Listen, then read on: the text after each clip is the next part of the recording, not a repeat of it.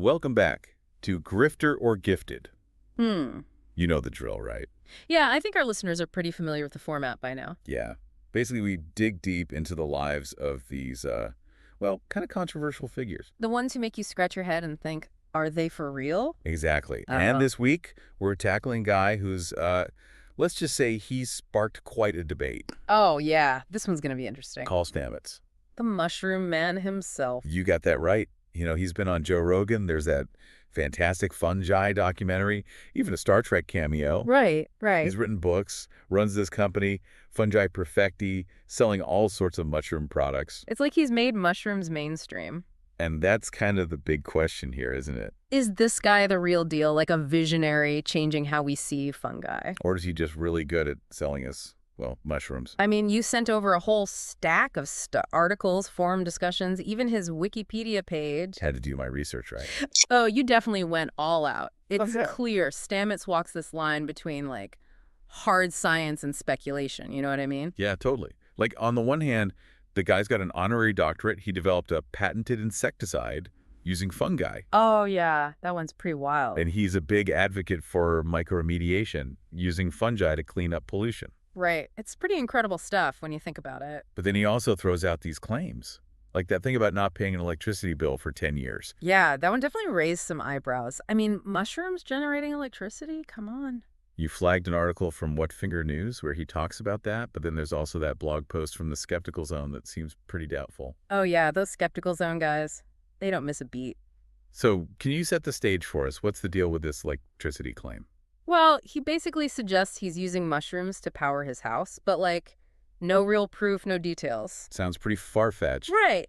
And the skeptical zone, well, they call it what it is, basically attention-grabbing hyperbole. I mean, it's a great story, right? Totally taps into that whole sustainable living thing. It's like free energy from mushrooms. Who wouldn't want that? Exactly. It sounds too good to be true, which is why people are skeptical. Yeah, it's kind of his MO, you know? He's got these big, bold claims, some grounded in science, others, well... A little less so. Yeah, exactly. Like that whole mycoremediation thing, that actually has some serious scientific backing. That sounded promising, using fungi to clean up toxins and stuff, right? Yeah, exactly. Breaking down toxins, cleaning up oil spills, even filtering water. Wow. So there's real research behind that. Oh yeah, a growing body of research. And his book, Mycelium Running, goes deep into that. So it's not all just hype.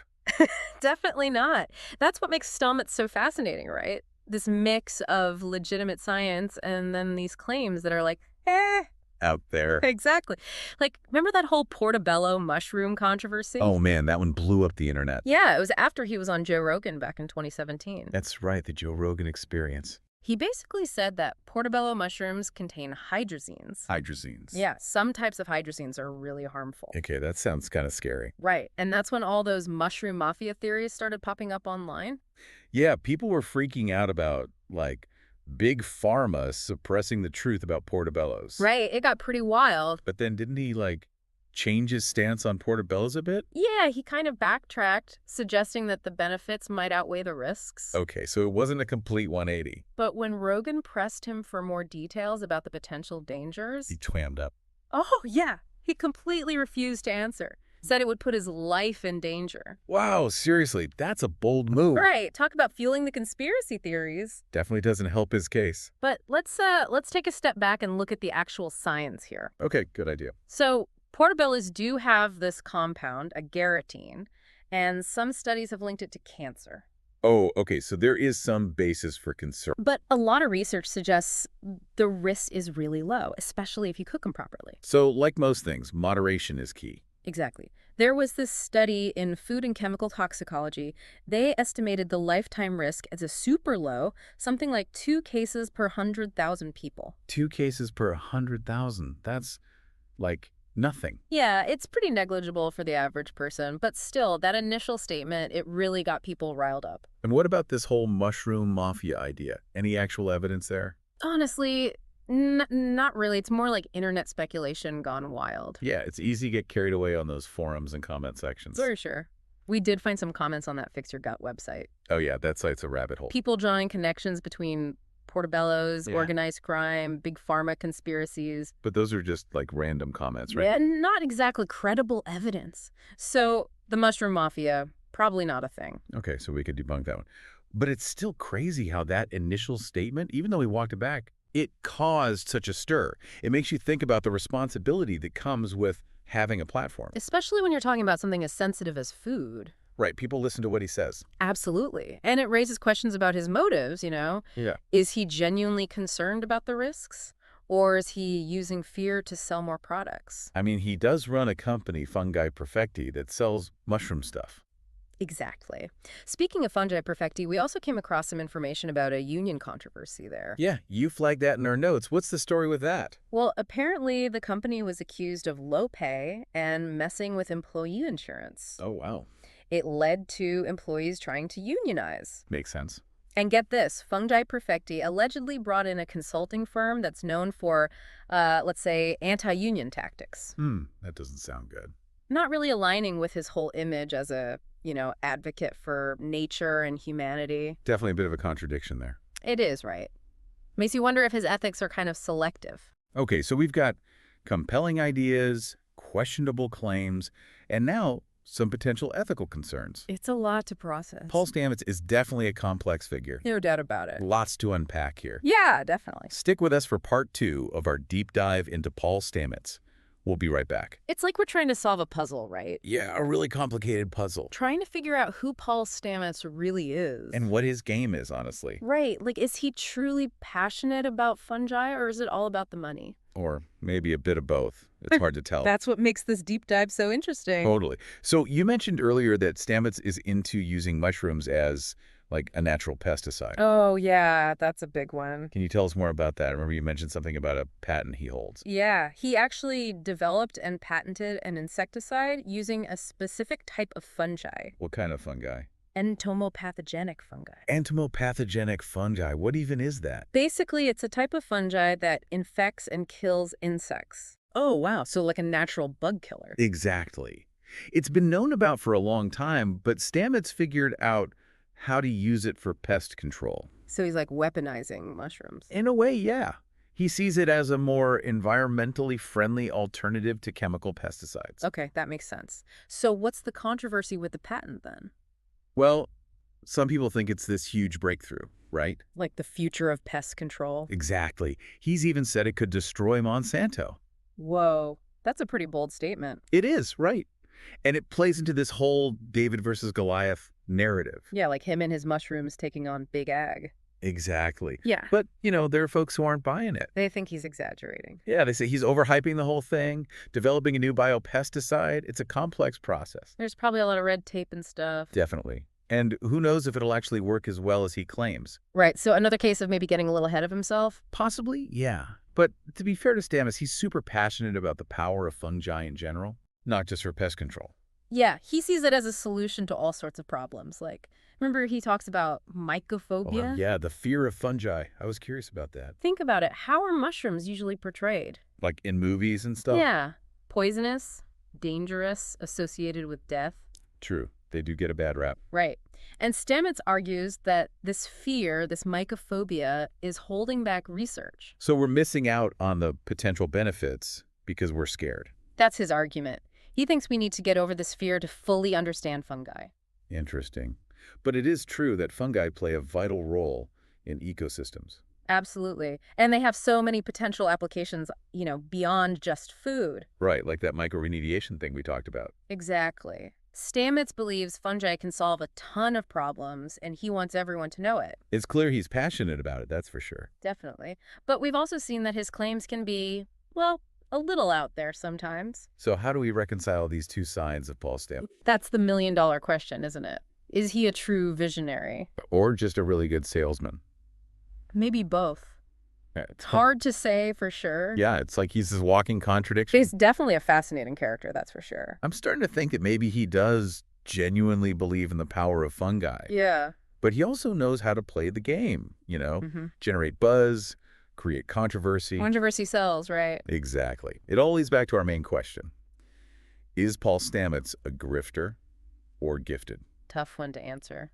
So far, we've seen a lot of gray areas, not a lot of black and white. It's rarely ever that simple, is it? I mean, real life isn't like a movie with clear-cut heroes and villains. So how do we navigate this ambiguity? How do we decide who to trust? Yeah, it's easy to get swept up in the hype, especially with someone as charismatic as Stamets. It's a good question. We'll dive into that more in part 3 of our deep dive. Yeah, we'll definitely unpack that. But for now, I think it's important to acknowledge that even if some of Stamets' claims are a stretch. He has brought attention to fungi. He has, yeah. He's made people curious, made them think about the possibilities. It's like he's opened our eyes to this whole other world. Exactly, and that's something, regardless of whether he's a grifter or gifted. Yeah, he's got people talking about fungi. And that's got to count for something, right? It's kind of wild, right? How Stamets has all these diehard fans, Yeah. but then there's also people who think he's, like, totally full of it. It's a real love-hate thing, isn't it? Yeah, you're either on the Stamets train or you're not. And I think a lot of it comes down to his personality. Oh, yeah. He's definitely got that charismatic, guru-like vibe. He's a great speaker, super passionate. And mushrooms, well, they're already kind of mysterious. It's like he's tapped into this whole mystical element. For sure. And that can be really convincing, you know? Yeah, it's easy to get caught up in it. Especially when you don't know a lot about fungi to begin with. You just kind of take his word for it. Right. Which is why it's so important to be critical, to question things. Speaking of questioning things, Yeah. I was looking back at some of the stuff we found online, and I saw this comment. Oh, yeah. Where was it? It was on that Fix Your Gut website. Oh, those guys. Someone wrote, Stamets is either a genius or a madman, and I'm not sure which is more exciting. That's a pretty good summary of the whole Stamets situation. Right, like, is he brilliant or is he delusional? And it makes you think, how do you even tell the difference sometimes? That's the big question, isn't it? How do we separate the visionaries from the con artists? Especially in a world where everyone's got a platform, everyone's shouting their opinions. Yeah, it's like information overload. It can be really hard to know what to believe. So how do we navigate all of this? How do we avoid falling for, like, BS? Well, first of all, we can't just rely on charisma. Yeah, just because someone's a good talker doesn't mean they're telling the truth. Exactly. We need to be skeptical. Look beyond the surface. Examine the evidence. And how do we do that? Where do we even start? Well, one important thing is to consider the source. The source of the information. Yeah, like who's making the claim? Are they an expert? Do they have a bias? Are they trying to sell you something? So, like, checking their credentials, their background. Exactly. And being aware of our own biases, too. What do you mean? Well, we all have preconceived notions about things. Yeah, I guess. So we need to recognize those biases and try to be objective. So check the source. Check ourselves. Right. And maybe the most important thing is to be open to changing our minds. Changing our minds. Yeah, like if new evidence comes up that contradicts what we believe. We should be willing to admit we were wrong. Exactly. It's about being humble, about constantly learning and evolving. Okay, that makes sense. Otherwise, we just get stuck in our own little echo chambers. Surrounded by people who agree with us all the time. And that doesn't really help anyone, does it? No, it doesn't. So with all that in mind, Yeah. what are the main takeaways from our Paul Stamets deep dive? Well, I think the big one is that things are rarely black and white. Yeah, there's a lot of nuance. Even someone like Stamets who makes these bold claims, he might have some good ideas mixed in there. But it's our job to figure out which is which. Exactly. Don't just take his word for it. Do your own research, be critical, think for yourself. And be willing to admit when we're wrong. Exactly. And I think that's what makes this show so important, you know? Oh yeah, how so? It's not just about Paul Stamets, it's about learning to think critically. To question everything. Yeah. Because there's a lot of noise out there, a lot of people trying to sell you something. So you gotta be careful, gotta be smart. And curious. Don't be afraid to ask questions, to challenge the status quo. To think outside the box, like Stamets, but with a healthy dose of skepticism. Exactly. And who knows, maybe you'll discover something amazing along the way. Well said. That's all the time we have for today, folks. But keep those conversations going. Keep exploring the world of fungi.